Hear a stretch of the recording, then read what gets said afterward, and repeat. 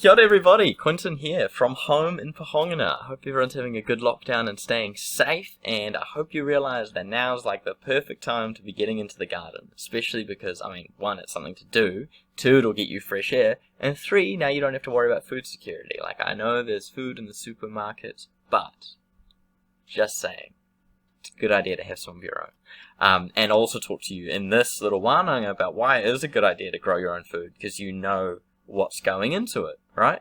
So this is just all about pest identification and control. We're going to look at a lot of like chemicals and natural ways to deal with this sort of stuff. This is useful not only for hemp but for your gardens at home. So perfect timing to do it. So without further ado, I will get started. Sorry if there are any hiccups, by the way. First time using this recording program. Hope it goes well. I know I will get cut off at 15 minutes, but if I reach that point, I may just end the video, edit it afterwards, put it into one long thing, and send it to you guys. But hopefully it's not too long. But I guess we've all got a bit of time on our hands right now, right? So, hope you don't mind.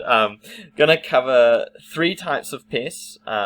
Boring/tunneling, piercing and sucking, biting and chewing, and then we're going to look at chemical controls, why we should or shouldn't use them, and then natural controls and why you should use them.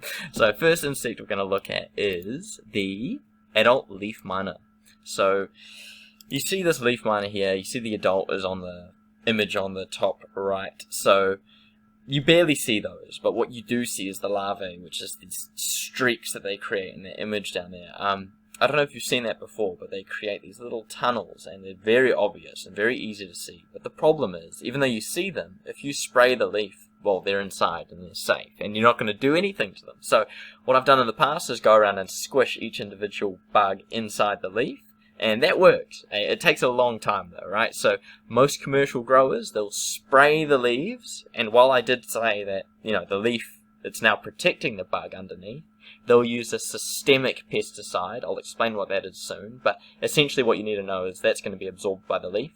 That grub in there, even though he's not eating the surface of the leaf up here, he's eating underneath it, but the chemical's been absorbed, and now he's eating the chemical, and now he dies. So that's what people do in commercial operations. Unfortunately, there isn't really a predator available commercially to handle these guys, so you've either got to spray them, squeeze them manually, or you can use organic neem oil, and that's just a general term for any oil that you use to kill pests, right? Neem oil is awesome because it doesn't hurt bees, it breaks down in the sun quite quickly, and we're going to be talking about neem oil a lot because it's a pretty good general control for most pests. In this case, it won't hurt the guy who's burrowing in there, but if you see the adult landing around, you can spray the leaves because that organic neem oil will actually stop those eggs from being able to hatch, and you can stop them from tunneling in the first place. But yeah, let's move on to another pest, I suppose. We've got the lemon borer, and that's a native, and it does prefer to bore on citrus, but it will bore on anything and everything. Okay, like you'll probably see this around if you look at a tree and it's looking a bit wilted on one branch, but not the rest, you know what I mean? Like everything looks healthy, but this one branch is dead. And then you look more carefully, and if you look at the bottom image down on the right there, you get these little toilet holes. So the worm, as you can see in the first image, burrows through a stem, blocks the water and nutrients from being able to pass the rest of the branch, that's why it dies, and then it gets blocked up with its own poop, and it's eating, and it's like, oh, what do I do? So it digs a hole in the side, and it puts its poop out that little hole. You know, that's great, because now you can see it, and you can get to it. So, you know, you can get in there with you get these sprays that are general insecticides. Some of them are pyrethrum based, which is based on a plant that paralyzes insects. Normally I wouldn't recommend it because it can also kill a bee, but I doubt a bee is going to find its way in the hole in the side of your lemon tree. Like, let's be real. If it's in there, it's probably a pest. So you can get these sprays, and they come with a little tiny, almost like a straw, you know, like a CRC can would, and it sits on the end of it. Normally CRC you can get into parts on whatever, you know, if you're working on a car. With the lemon borer sprays, you know, you can put that little straw into the hole that it's dug, spray it in there, and you can kill them out. I've also mentioned there, because I know Bunnings is closed right now, maybe you've been looking around the garden and you've seen this pest, now you know what it is. You can actually use kerosene. you can spray a little bit of kerosene in there using, like, say, a syringe that you would use for basting, or what do they call it, a turkey baster if you've got one of those. Put a little bit of kerosene in the hole, block the hole with blue tack, and the fumes will kill the insect, and it won't hurt the tree. Like, I've seen it work a lot. So this is the stink bug. So you guys will remember Caroline brought that microscope over to the hemp crop, and we had a good gander at those gross eyeball-looking eggs. And they are definitely stink bug eggs. So, confirmed. Well done. That was cool to see. Very cool to see. They look like these creepy little eyeballs. You see them in that image, you know, from the surface they look nothing like that. You look at it under a microscope, suddenly it has eyelashes and it's super creepy. Now these dudes, they like to stab their little mouth into fruits and into stems and into leaves, and they suck the juices. So the good stuff that the plant's trying to get to the leaf, they intercept it and take it for themselves. So the problem with that is it makes fruit look really ugly, as you can see in that photo there. I realize whenever I point to my right, the camera's showing it left, so I need to remember left is right. So over there on the right, that apple's pretty buggered. Not only does it end up damaging the plant by sucking nutrients from it, but also creates physical damage. It creates these ugly bruises. It allows infection to thrive, and in the case of that apple, obviously, it's no good. It's not good for commercial sales. So that brings me to the next slide. This is really important. Take note of what this dude looks like. This is the brown marmorated stink bug, and you can see why he's called a brown stink bug. Marmorated meaning the stripes. So he's got these stripes on his antenna, those little white bands, and down by his booty he's got these margins, so those little white dashes. And the other thing that you'll notice is, like, our stink bugs are like this big. The marmorated stink bug is like this big. He's like nearly as big as a $2 coin. So if you see him, please catch him. Call MPI. It's actually a really big deal. These guys ravage orchards in America. We've actually had a lot of them into New Zealand. They've come in on shipping containers. They hide in the cracks of cars and machinery. We've intercepted a lot of them. We've had some of them make their way into New Zealand, but thankfully, thanks to like some really fast acting, they took care of it. But if you see one, please take it seriously, because that could really do a lot of damage for our bloody industry, because they're really hard to control and they do a lot of damage. And they also crawl into houses over winter, and they can stink out your entire house. So next pest that is piercing and sucking is the arsehole, which is my name for spider mites.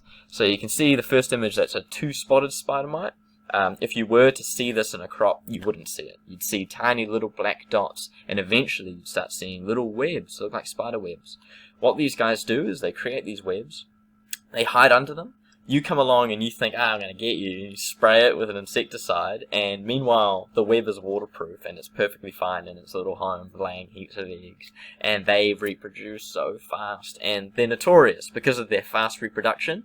If you spray, say, for example, you've got a greenhouse, you've got a bunch of spider mites sucking away at your zucchinis, it gets you real pissed off. You go in there, you spray them all with some pyrethrum-based insecticide that they sold you at Bunnings. Sweet as. But you missed maybe 5 or 6 of them survived. They're somehow immune to pyrethrum. Well, now all of their offspring are going to be immune to pyrethrum. You come back in a week, you've got another 5,000 spider mites, and you're spraying them with pyrethrum, they're not even flinching. So now you have to go buy a special miticide, and you hit them with that. What do you know? A couple of them are immune.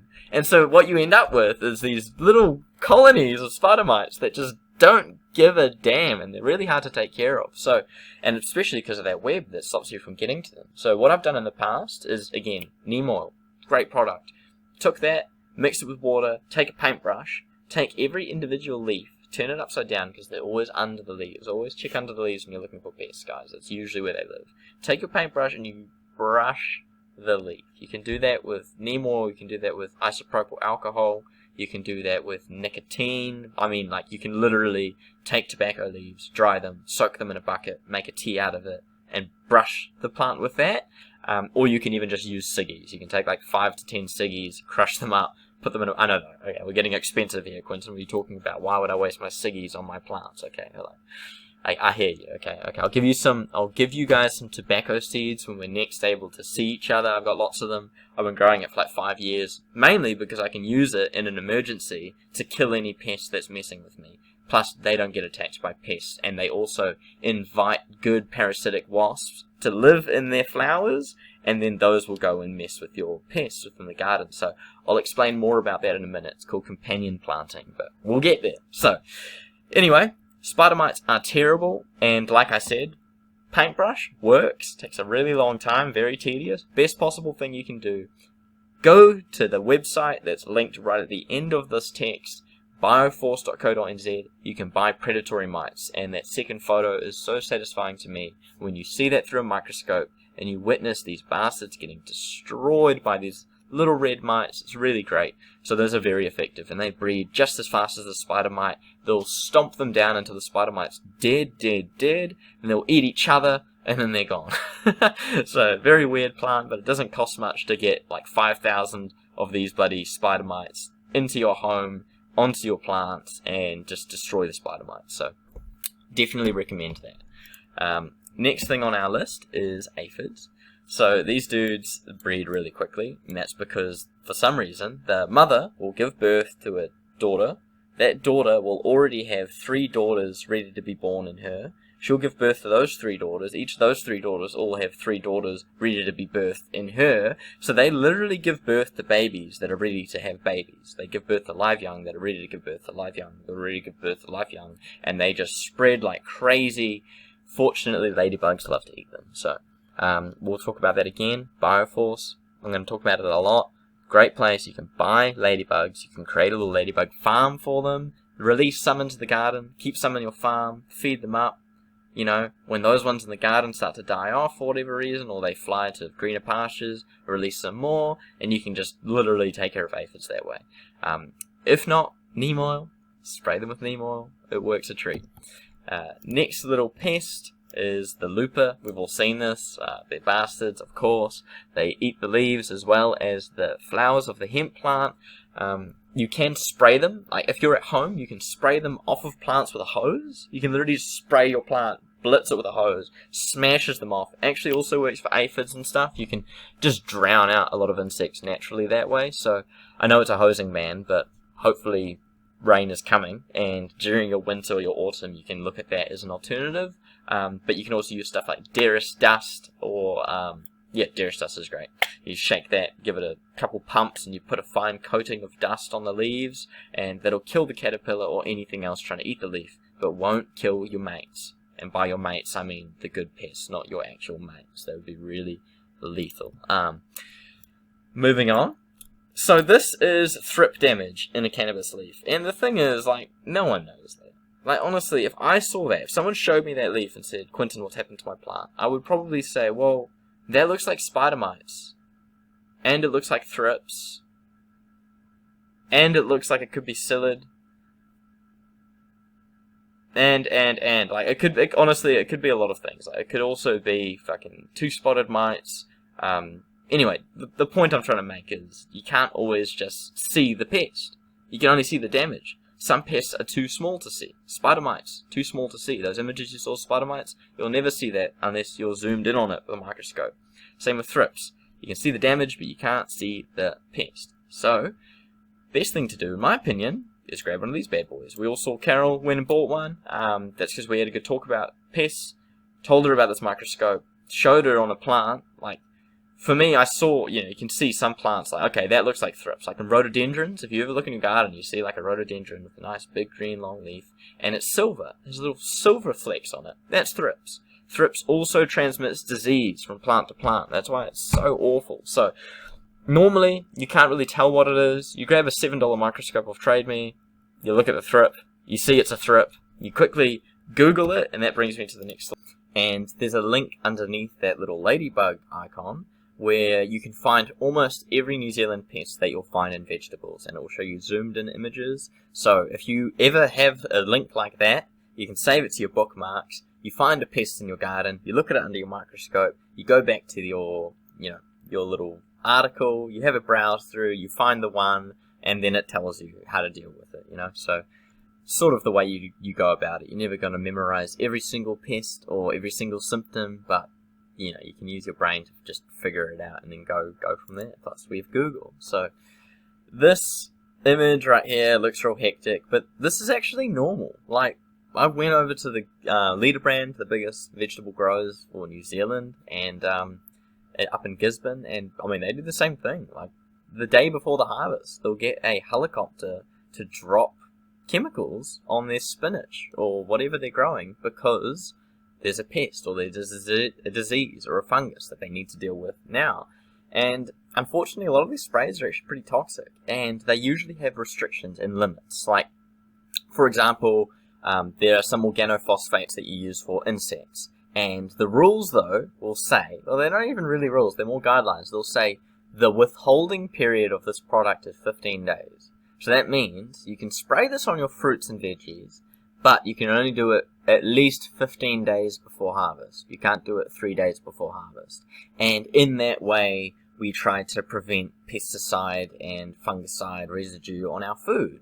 Unfortunately, people don't always follow this, and it's not always perfect. Like, even though you sprayed it 14 days before harvest, there's still a good chance that it hasn't completely broken down and is still on your fruit. So yeah, it's a bit unfortunate. This image here, these are foggers, so all this is a bit of a high pressure with heat, pumps the chemical into a fine mist and spreads it very evenly, which is really fortunate with fungus applications.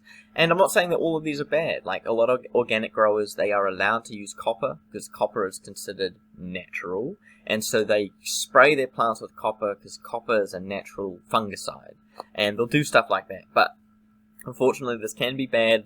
That image on the right is a apple orchard. That's a fogger that you can tow behind the tractor. Pumps out a lot of chemicals very quickly, and unfortunately a lot of those chemicals actually then get blown by the wind to the neighbor's house, and the neighbor isn't in a hazmat suit, and now he's going to suffer some negative effects from it. So, brings me on to the next thing. How dangerous is it really, right? Well, we all know about glyphosate. That's a general herbicide. Roundup is the product we call it. We spray it on paths and gardens, and unfortunately, it's been suspected for a long time that it can lead to cancer, and it's sort of been confirmed at this point, because Monsanto gave 440 million New Zealand dollars to a guy called Dwayne Johnson, because he got cancer, and he was a groundskeeper at a school, and he had to use Roundup a lot. So, based on the fact that they had to pay him, it sort of shows this stuff is dangerous, and if it can give you cancer, then, well, we really need to be careful. Whenever you spray Roundup or glyphosate, you should be wearing a mask for one, glasses for another, so it can't get in your eyes, and you're actually supposed to be wearing full coverage gumboots and plastic, because it can soak into your clothes and stay there. You can then get it onto your you can wash it with your baby's clothes. Now baby's got it, and it's actually, it can be really bad. So glyphosate is actually a bit of a danger, but we are quite blasé with it. Another one here. Organophosphates, we spray them all the time, and you actually see orchards. They make a huge plume of it, like the apple orchard photo I showed you. That's organophosphates, and they kill pests. Great, awesome. But it can disrupt your nervous system. So, when that floats over to your neighbor, it can hurt them. It can actually create issues in their body, which is no good. And of course, if you go and you spray a huge fog blanket of chemicals, well, that's going to kill your ladybugs, it's going to kill your praying mantis, it's going to kill everything that's good in the garden as well as what's bad, and the bees. So these are all things to consider. Plus, you're getting chemicals all over your apples, your pears, your nectarines, whatever you're growing, and that can end up going to the consumer. So, yeah. Let's look at what systemic means real quick. I mentioned it earlier, I'm pretty sure. Trying to find a place to put my little camera icon, because it's somehow a little bit transparent. Anyway, systemic, like I said, means that the plant will take it up. So if I spray a systemic pesticide on the leaf, the plant will absorb it into the plant itself, and then those chemicals that kill the pest will actually transport through the stem, to the flower, to the fruit, everything. So that's great in a way, because if you've got a leaf borer, boring through the leaf, you spray it with a systemic, it takes it up, now it's dead. You have larvae eating the roots of your plants. You spray a systemic insecticide on the leaves, it gets absorbed, goes to the roots, kills them. Problem is, it's also going to kill a bee if it lands on the flower. That's not good. Glyphosate, the Roundup that I just mentioned that causes cancer, also kills bees very quickly, and it's systemic. So if you spray your dandelion in the path and you spray all the leaves around it, you don't even touch the dandelion flower, you think you're fine. Meanwhile, that glyphosate is going to transport up to that flower, a bee comes, lands on it, drinks the nectar, flies away and dies. And it's pretty unfortunate. And It's probably a large reason why most of our bees are now endangered is because of systemic pesticides like this. I mean, it really lasts. And of course, you got to think about it. If I spray my leaf with a systemic, it's going to transport into the ground, and earthworm eats it. I don't want to kill earthworms. They're really beneficial, right? We want to keep that soil life as alive as we can. So, you know, things to consider. And that's why I say this. Wash your fruits and your veggies. Okay, guys? Like, we try to keep people within restrictions. We try to tell them this is the withholding period. But people are usually driven by profits, and unfortunately, it still happens, trust me. And I mean, I've walked through an orchard with an apple orchardist who's just sprayed all of his apples with pesticides and fungicides, grabs an apple, is like, oh yeah, just rubs it on his shirt and gives it a munch and acts like it's all good. But it's actually not, right? It's actually not. Washing with water is one thing. I was actually seeing studies where if you wash your fruits and veggies in water mixed with baking soda, the higher pH of the baking soda helps remove pesticides from the surface of the fruit. Wanted to mention the study. It was done in America, but it holds a similar weight here in New Zealand because we have very similar regulations on these chemicals. They tested the average pesticide residue levels on a bunch of fruit. Top one was strawberries. They were covered in pesticides, and you always get them in the punnet, and it always says wash it before use, and it's always really small, and you're sort of like, why should I really wash it? Wash it. Like, wash your spinach, your peaches, your nectarines, your cherries, your apples. Wash them. Like, honestly, definitely do it, because unfortunately that's what people do these days. They coat food with chemicals, and it makes them more money, but it can hurt you. So what can we spray at home that is safe? Well, I've mentioned bloody neem oil 1,000 times in this video. There's a Kiwi Garden insect spray. So that stuff, I mean, that's considered safe for bees. It's based on normal neem oil. You can buy all sorts of oil products. You can even buy canola oil insect sprays. So yes, literally you could mix. No, actually, don't try and mix canola oil. It's going to separate from the water. It's going to be a mess. They do it better. You know, these guys that do it properly do it better. But another thing you can use, if you haven't got anything else on hand, you can use water and dishwashing liquid. I've used that to take care of aphids without issues because that blocks up their little breathing holes and works the same as neem oil. They get stuck and they die. Also, there's the tobacco sprays that I mentioned that I make myself. I will remove it. Give everyone from the Wananga some seeds to grow at home. If you're a smoker, it doubles as saving you money on buying smokes. And then when we talked about glyphosate and how that hurts bees and can hurt the soil and the insects and us, you might be thinking, shit, well, I use that stuff all the time to keep the garden tidy. There's your solution right there. Pine oil, pine trees, as we said, I think, last time in our soils lecture, we actually looked at how pine has a very high acidity. It's very acidic, can kill lots of plants. You can get the oil itself. You can make this yourself by soaking pine needles in water for a long time, and then you can use that residual, that water that soaked the acid out of the needles. You can use that in the garden, or you can buy bulk purchase pine oil. So that's really helpful. That's what we use around here for any weed on our paths, any weeds growing. And look, it's not systemic. It doesn't get transported down to the roots and kill a thistle right at the base like glyphosate would, but it won't kill you either, so I reckon it's pretty good. Companion planting. Mention this briefly. I know this is a very busy image, but take your time to have a look through it, because everything grown in that thing benefits each other, okay? So let's look at the top left corner. You've got corn, right? And amaranth. So the corn is going to be growing up and have a nice big stalk, right? The beans next to it are going to be fixing nitrogen to help with that growth of the corn and of the cucumbers next to it. The beans are also going to climb up that corn. Meanwhile, there's dill over there, and the dill has actually got a nice scent that pushes away aphids. Then you've got little nasturtiums next to that. Those little orange nasturtium flowers they actually repel spider mites. Then over on the right there, you've got some mint under the sunflowers. Mint actually deters slugs, so that's great to have around your crop.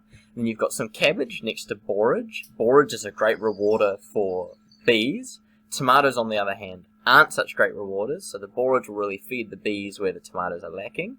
The nasturtiums again, that's pushing away spider mites. The basil, that's also going to help with spider mites. It repels them with its scent. And so you can see, companion planting is literally about thinking what will benefit the other plant. And again, in my garden, I would have tobacco in there somewhere because that's going to bring parasitic wasps in to predate on the other pests in there. So really cool when you start looking into it. Something to note, I mentioned at the bottom here, sage. They actually, the plants are smart. They will put out chemicals to actually hinder their partner, their enemies growing around them.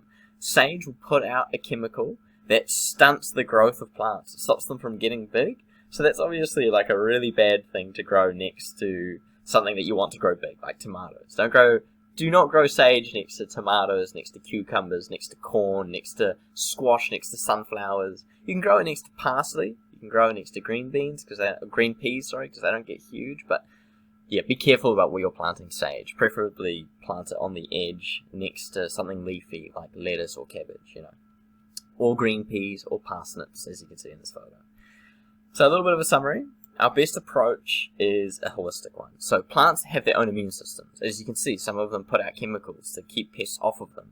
When they get stressed, though, their immune systems weaken. So we can prevent this by planting them in good, healthy soil, stuff that there's got lots of goodness in it, and make sure that they're getting watered, that they've got food.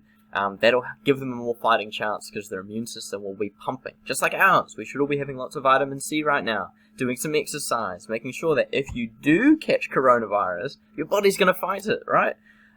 Rotating crops is another key thing. Don't grow corn in the same exact place every year, because you will get corn earworm coming and ravaging it, because one earworm survived last year, now you've grown it another year, now 20 survive after this year, and then you grow it a third year in a row, now you've got 200 of them just ravaging your corn. So think about stuff like that. Try and avoid having the same, and when I say same plant, I mean same family, okay? So tomatoes, they're in the same family, they're in Solanaceae. Same family as peppers, right? Remember that. Same family as capsicum, same family as chili, same family as nightshade. So don't grow those things in one place together, right? And if you've got nightshade growing as a weed here, don't grow tomatoes right on top of it, because the pests that were hitting the nightshade are going to go straight to your tomatoes, and you're going to have a bad time.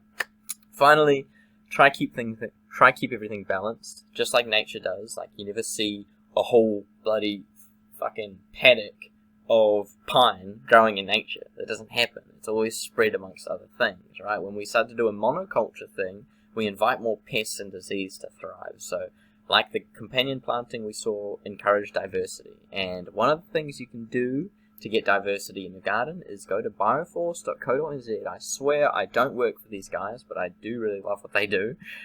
You can buy different parasites for different issues. So you can buy, for example, mite E for predator mites. You can buy mite A to eat thrips. You can buy a nematode called Nemaplus to kill fungus, gnats, and thrips as well.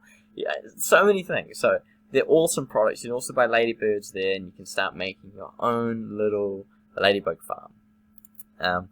So, just closing, stay home everyone, stay safe, and start gardening. Now's a good time to plant beetroot, broccoli, broad beans, cabbage, carrots, onions, radish, spinach, swedes, and turnip, as well as put some basil in there, put some dill in there, put some sage around, and use them to deter the pests and diseases that you may get. So, thank you very much for listening, and I hope that you enjoyed that little Hemp Wananga Part 3.